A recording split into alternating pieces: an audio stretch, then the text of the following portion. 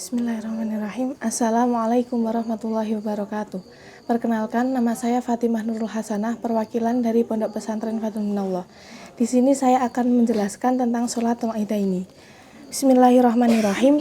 Qala al-musannifu rahimahullahu ta'ala wa nafa'nallahu bihi wa bi'ulumihi fid dharaini amin. Bismillahirrahmanirrahim.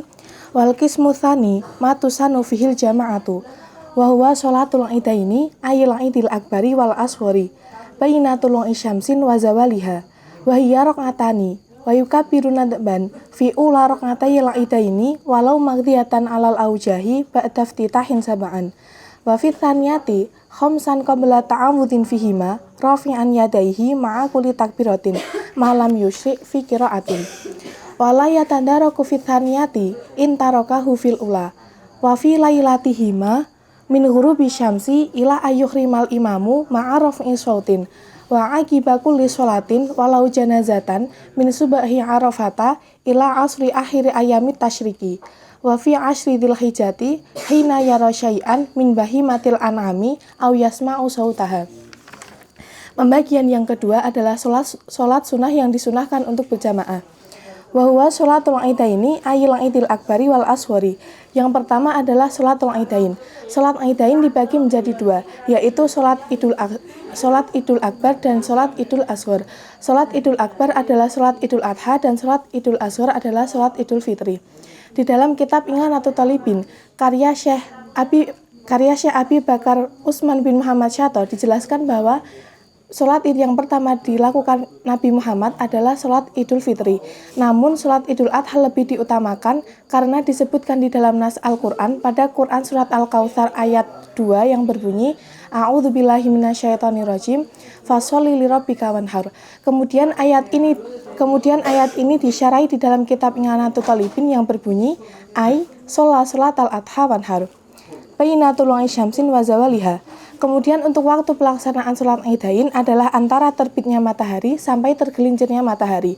Untuk sholat idul fitri, maka disunahkan untuk mengakhirkan pelaksanaan sholat agar waktu untuk sedekah atau zakat dapat diperpanjang.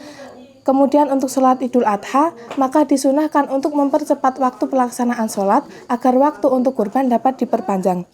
Wahiyya raqatani, lalu untuk rakaat sholat idain adalah 2 rakaat. Wa yukabbiru nadban fi ula raqatayil idaini walau maghdiyatan alal aujahi ba'da iftitahin sab'an. Lalu untuk rakaat pertama, maka disunahkan takbir sebanyak 7 kali setelah membaca doa iftitah walaupun sholat qadha menurut pendapat aujah.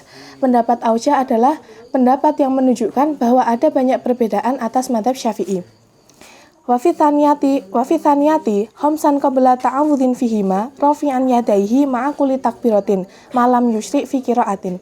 Lalu untuk rakaat kedua, maka disunahkan takbir sebanyak 5 kali sebelum membaca ta'awud sambil mengangkat kedua tangan menyertai setiap takbir selagi belum memulai membaca Al-Fatihah.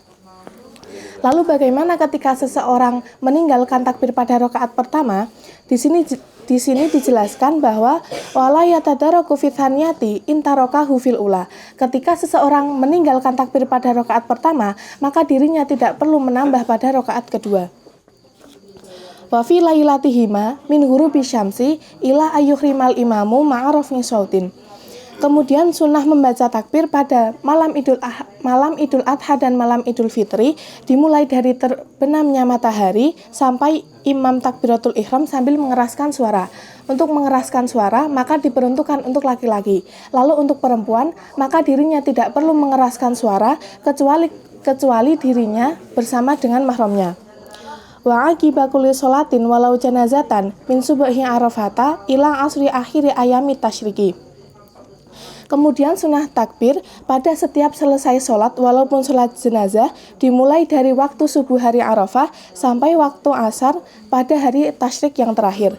Wa fi ashri dzulhijjati hina yara syai'an min bahimatil an'ami aw yasma'u sautaha. Yang terakhir adalah sunnah takbir pada tanggal 10 Dzulhijjah ketika seseorang melihat sesuatu dari hewan kurban atau ketika seseorang mendengar suaranya. Kemudian saya akan menjelaskan tentang kaidah nahwu dan shorof.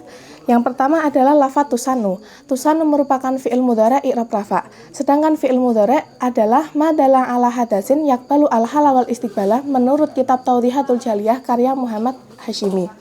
Kemudian untuk lafadz wa huwa sholatul idaini, huwa merupakan isim dhamir i'rab rafa karena menjadi mubtada, sedangkan amilnya adalah amil maknawi ibtida. Kemudian untuk lafadz sholatul idaini merupakan khobar. Pengertian khobar adalah al-khobaru huwa al-ismu al-marfu' al-musnadu ilaihi. Lalu untuk kata al-idaini adalah isim tasniyah, i'rabnya jar karena menjadi mudhaf ilaih, tandanya ya karena isim tasniyah. Kemudian untuk lafadz baina tulung isyamsin, baina di sini merupakan dzaraf zaman karena menjelaskan waktu pelaksanaan sholat idain. Lalu untuk lafadz iftitahin merupakan masdar dari fi'il madhi iftataha. Sedangkan tasrif istilahinya adalah iftataha yaftatihu iftitahan, muftatahan muftatihun muftatahun, iftatih lataftatih muftatahun muftatahun.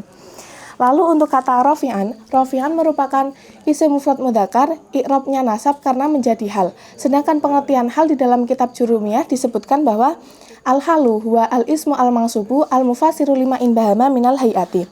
Lalu untuk kata malam yusyri, lam di sini merupakan amil jazm yang menjazmkan satu fi'il, seperti yang dijelaskan di dalam nadham Awamilul Mi'ah.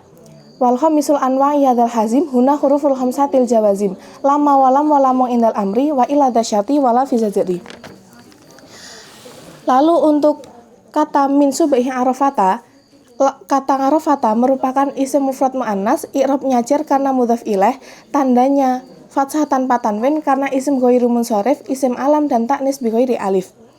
Lalu yang terakhir adalah kata yaro merupakan fi'il mudhari' dari fi'il madhi ro'a yang binanya adalah nakesya karena lam fi'ilnya merupakan huruf ilat. Sekian yang dapat saya sampaikan, kurang dan lebihnya mohon maaf. Wassalamualaikum warahmatullahi wabarakatuh.